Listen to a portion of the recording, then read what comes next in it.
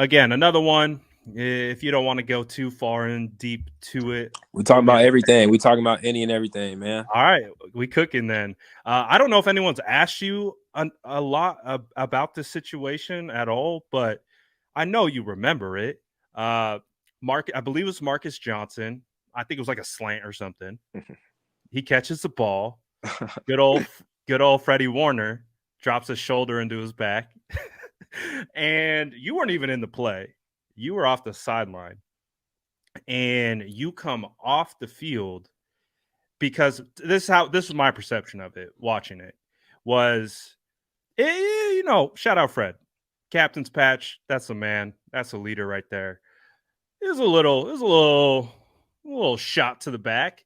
And what I really felt like from that situation, and again, this is my perception, I'll let you talk about it. You came out and it really felt like, for me, a maturation process for you, because I saw it as like, that's my guy, that's my wide receiver, he's in my room. You're not going to do that to my guy, even if it is Fred. And you guys got into it, pushing and shoving, all that stuff went down. But I loved it. Like, obviously, one, because it was entertaining, but two, I really did feel like you were already cooking that training camp. And then when you did that, I was like, oh, like I've looked at BA like chill in the cut, like just kind of like vibing BA. But that moment for me was like, oh, BA wasn't gonna just let that slide. I thought that was cool. I don't know how the team handled it. I don't know how you took it, but that was kind of my perception of it. And I don't know if anyone's ever asked you about that. That's funny. We done watched Trent Williams slam somebody last week, less than 7 days ago. Yep. And you ain't forget about that situation. No, that's funny. But no, No, that was one of my favorites. Burned in my head. I've never seen anything like that. I love it. no, it was just it's training camp. Like it's part of the reason why we're able to do some of the things that we've done. And it's crazy because like, or we look at it like we got to take it up. We got to take it another notch. We got to take it to a whole nother, like, whatever, everything. That's the toughest part about losing. And I'll circle back to your question. That's tough with back. Toughest part about losing, like, championship game, is like you can't help but look back at everything that happened on the way there and just look at it as if it wasn't enough. It wasn't enough. It wasn't enough. And that's the hardest thing, because you're tired. Like, you give everything you have. Like you finish the game. Like there's nothing. Like, I gave everything I thought I had. I gave everything I had. I'm so tired because there's nothing else left.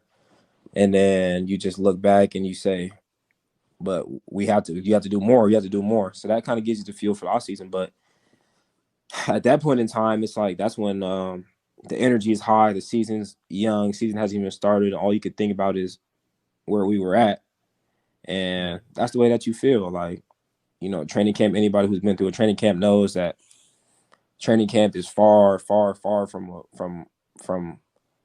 a walk in the park. Like, it's like you wake up in the morning, you go to the building, you leave the building, and you go to sleep, and you do that for 2 months. Like, you don't come home. Like, I don't come And you home and hit turn the the same TV on. guys over and over and over again. Same people every day. Like, not only I was irritated with you yesterday, now today I'm tired as hell, hungry, my body's getting worn down. Yeah. And I've already been tired of dealing with you for a week. So that's what it is. And we got to come out here and compete. We got to come and compete. Yeah, hell yeah. And I'm going to compete with everything I have at that moment. And he's going to do the exact same thing. And you might be dead tired, but if you feel like fighting, I'll find some energy to fight, and I'll come back next play with energy to continue practicing. And when we lead this practice, like, that's my dog. That's my brother. That's a dude that I respect so much.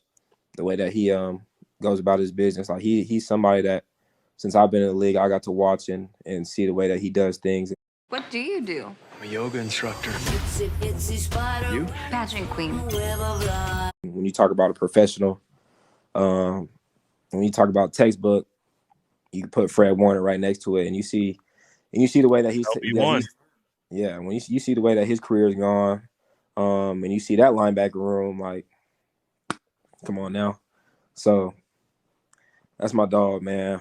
That's my dog. Seeing him in the locker room after the game, like seeing him like that was, it was tough to dap him up and talk to him, just because it's like, for a fact this dude puts in everything that he has to come out here and try to win a Super Bowl for this team. So that's something that we won't forget. You guys obviously haven't forgotten. So but that's part of it. That's my brother for sure.